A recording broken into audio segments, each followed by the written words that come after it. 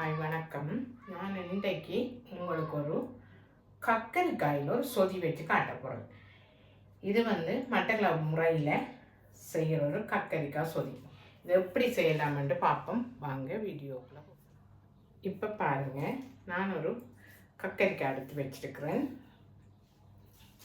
வெங்காயம் எடுத்து வச்சுருக்கிறேன், தக்காளி பழம் எடுத்து வச்சுருக்கிறேன், கருவேப்பிலை, பச்சை மிளகாய், 4 கீரி கருவாடு, மஞ்சள், உப்பு, சீரகத்தூள், தண்ணிப்பால், கட்டிப்பால் வச்சிருக்கிறேன். இந்த ஒரு சட்டியும் எடுத்து வச்சிருக்கிறேன்.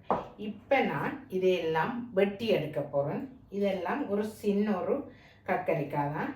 ஒரு மீடியம் சைஸ் தக்காளி பழம், 2 காம்பு கருவேப்பிலை, 7 பச்சை மிளகாய், 4 கீரி கருவாடு. இந்த வெங்காயத்தில் பாதி வெங்காயம் போட போகிறேன். நான்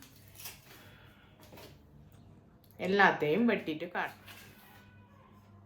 இப்போ பாருங்கள், நான் சட்டி எடுத்து வச்சிருக்கிறேன். இப்போ இந்த கத்தரிக்காயை வெட்டி எடுத்து வச்சிருக்கிறேன். அதை இந்த சட்டிக்குள்ளே நான் போட போகிறேன். வெங்காயம் வெட்டி வச்சேன்னா வெங்காயத்தையும் நான் போட போகிறேன். பச்சை மிளகாய் 6 வெட்டி வச்சேன்னா அதையும் நான் போட போகிறேன். போட்டுட்டு இந்த தண்ணி பாலை எடுத்து ஊற்ற போகிறேன். அதாவது இந்த இடத்துல தண்ணி பால் எடுத்து ஊற்ற போகிறேன். நான் பச்சை மிளகாய், வெங்காயம், கக்கரிக்காய் எல்லாம் போட்டுட்டேன். இப்போ இந்த தண்ணி பாலை ஊற்ற போகிறேன். ஊற்றிட்டு மஞ்சள்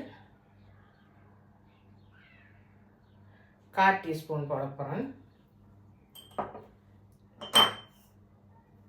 உப்பு 1 டீஸ்பூன் போட போகிறேன்.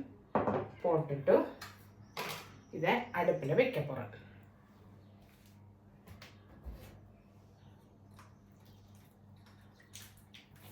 இப்போ பாருங்கள், கருவாடு எடுத்து வச்சிருக்கிறேன் 4. அதையும் நான் இதுக்குள்ளே போட்டு அவிய விடப்போம்.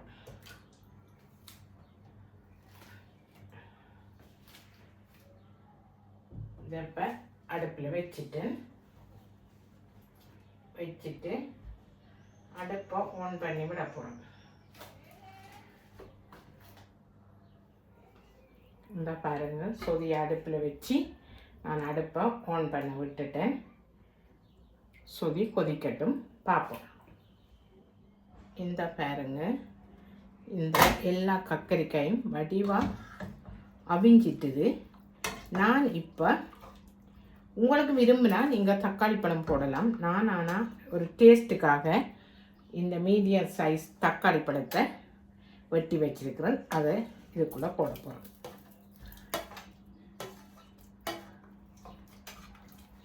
போட்டுட்டு கொதிக்க விட போகிறேன். பாருங்க, நான் இதை மூடியை திறந்து பார்த்துட்டேன். நல்லா தக்காளி பழம் போட்டு கொதிச்சு கொண்டுருக்குது. இப்போ நான் இந்த கட்டிப்பாலை விட போகிறேன்.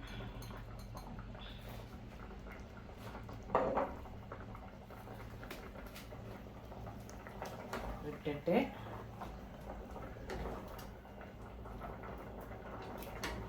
உப்பை பார்க்க போகிறேன்.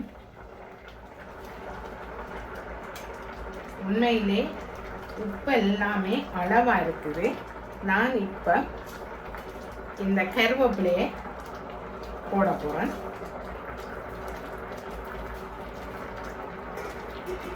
கருவேப்பிலையை போட்டுட்டு இதில் 1 டீஸ்பூன் புளி விட போகிறேன். புளியை விட்டுட்டு மூடி விட போகிறோம்.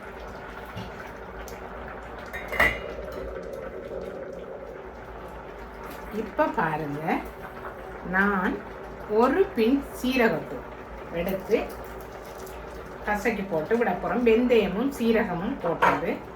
இப்போ நான் இதை இறக்கி எடுக்க போகிறேன்.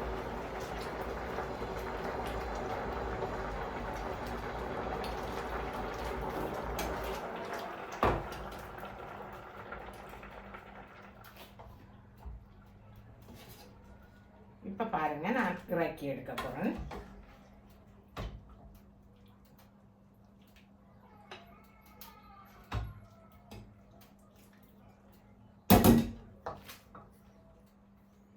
இப்போ பாருங்க, நான் இந்த சொதியை இறக்கி எடுத்துட்டேன். புளியெல்லாம் உப்பு புளியெல்லாம் அந்த மாதிரி இருக்குது, நல்ல டேஸ்டாக இருக்குது.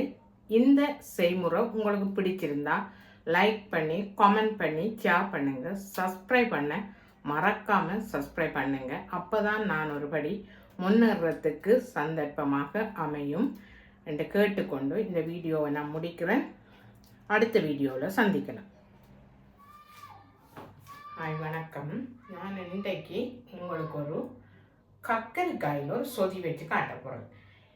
இது மட்டக்களப்பு முறையில் செய்கிற ஒரு கக்கரிக்காய் சொதி. இது எப்படி செய்யலாம்னு பார்ப்போம் வாங்க வீடியோக்குள்ள. இப்போ பாருங்கள், நான் ஒரு கக்கரிக்காய் எடுத்து வச்சிருக்கிறேன், வெங்காயம் எடுத்து வச்சிருக்கிறேன், தக்காளி பழம் எடுத்து வச்சிருக்கிறேன், கருவேப்பிலை, பச்சை மிளகாய், 4 கீரி கருவாடு, மஞ்சள், உப்பு, சீரகத்தூள், தண்ணிப்பால், கட்டிப்பால் வச்சிருக்கிறேன். இந்த ஒரு சட்டியும் எடுத்து வச்சிருக்கிறேன். இப்போ நான் இதையெல்லாம் வெட்டி எடுக்க போகிறேன். இதெல்லாம் ஒரு சின்ன ஒரு கக்கரிக்காய் தான்.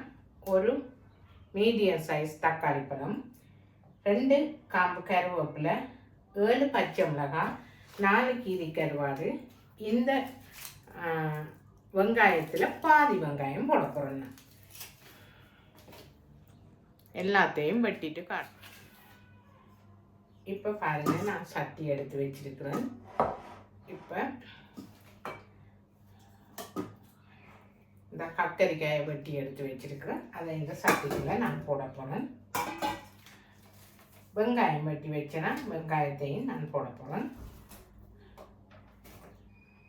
பச்சை மிளகாய் 6 வெட்டி வச்சேன்னா அதையும் நான் போட போகிறேன். போட்டுட்டு இந்த தண்ணி பாலை எடுத்து ஊற்ற போகிறேன். அதாவது இந்த இருக்கிற தண்ணி பால் எடுத்து ஊற்ற போகிறேன். நான் பச்சை மிளகாய், வெங்காயம், கக்கரிக்காய் எல்லாம் போட்டுட்டேன். இப்போ இந்த தண்ணி பாலை ஊற்ற போகிறேன். ஊற்றிட்டு மஞ்சள் 1/4 டீஸ்பூன் போட போகிறேன். உப்பு 1 டீஸ்பூன் போட போகிறேன். போட்டுட்டு இதை அடுப்பில் வைக்க போகிறேன்.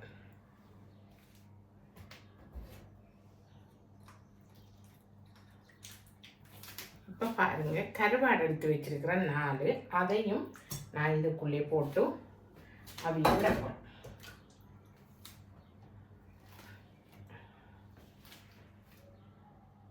இதை இப்போ அடுப்பில் வச்சுட்டு அடுப்பை ஆன் பண்ணி விட போகிறோம்.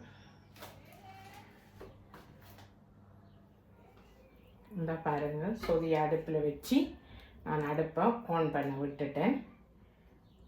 சொதி கொதிக்கட்டும், பார்ப்போம்.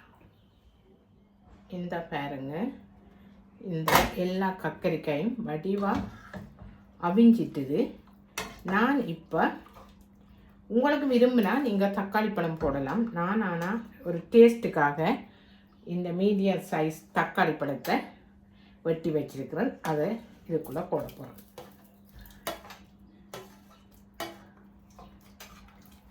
போட்டுட்டு கொதிக்க விட போகிறேன். பாருங்க, நான் இதை மூடியை திறந்து பார்த்துட்டேன். நல்லா தக்காளி பழம் போட்டு கொதிச்சு கொண்டிருக்குது. இப்போ நான் இந்த கட்டிப்பாலை விட போகிறேன்.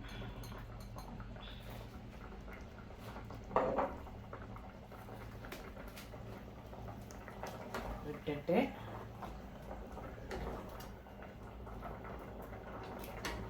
உப்பை பார்க்க போகிறேன். உண்மையிலே உப்பு எல்லாமே அளவாக இருக்குது. நான் இப்போ இந்த கருவேப்பிலையை போட போகிறேன்.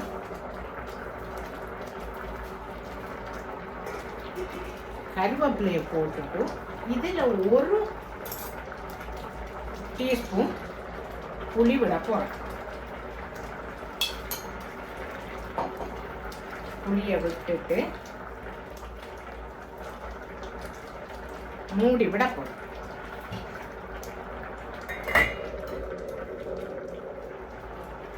இப்போ பாருங்க, நான் ஒரு பின் சீரகத்தூள் எடுத்து கசக்கி போட்டு விட போகிறேன். வெந்தயமும் சீரகமும் போட்டது.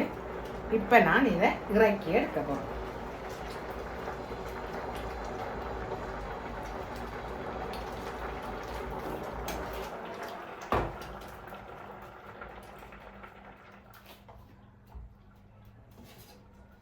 இப்போ பாருங்க, நான் இறக்கி எடுக்க போகிறேன்.